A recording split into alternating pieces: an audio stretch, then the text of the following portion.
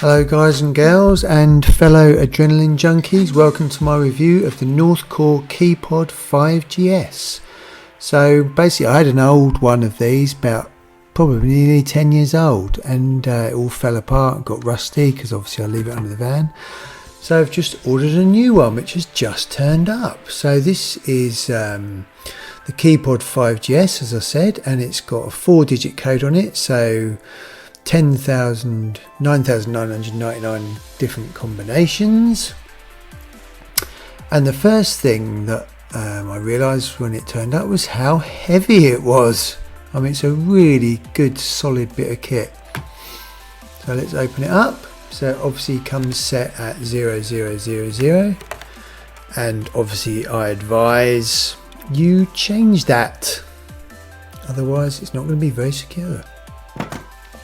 So just picking it up here, I mean, it really is a solid piece of kit, solid metal, and it's really heavy. So just to prove how heavy this thing is, I'm just going to weigh myself on the scales. Sorry, I haven't got any kitchen scales, so this was the only way to do it. So I am weighing 11 stone, 9 pounds and 8 ounces. And now I'm going to weigh myself again at exactly the same time, but holding the keypod in my hand.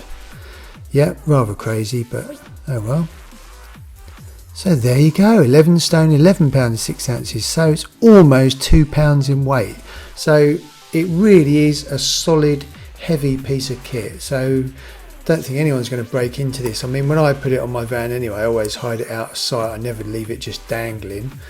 So this is it opened up. It's all completely made of metal, so you can easily get a bunch of keys in there, plenty of space.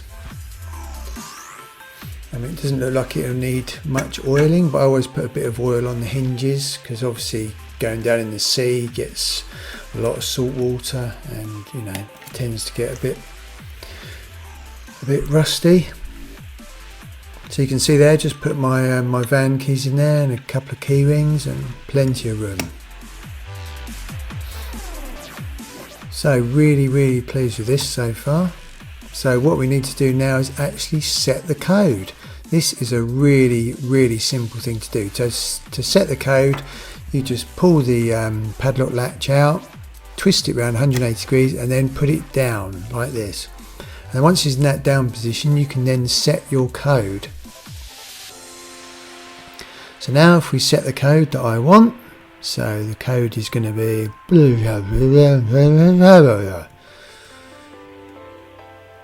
and the code is going to be set. Trying my hardest to keep it a secret. Well, there it is anyway. So I've set the code as that. And then what you do is, once that code is set, you move the latch back up, move it back 180 degrees, and then plug it back in, push it back in, and then that code is then set. And it says if you ever want to change the code, you can do exactly the same procedure. So just pull it out, twist it, set it, and that. So let's just test that it works. So let's scramble up the numbers. And yeah, it won't open, so that's good news. So what we'll do now is we'll put the correct code back in, the code that I've just set, and just make sure that I can open it.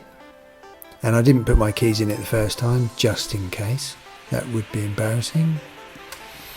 So let's put the code back in, and ta-da! It's open. Lovely jubbly. So that code is now set.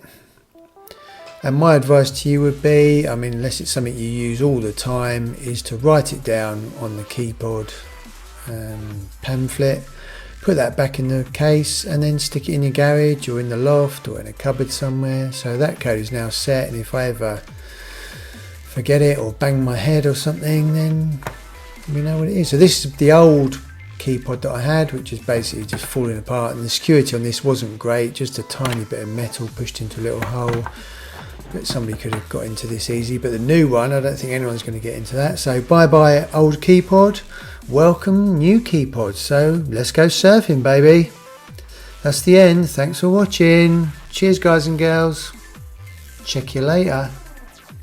Brah.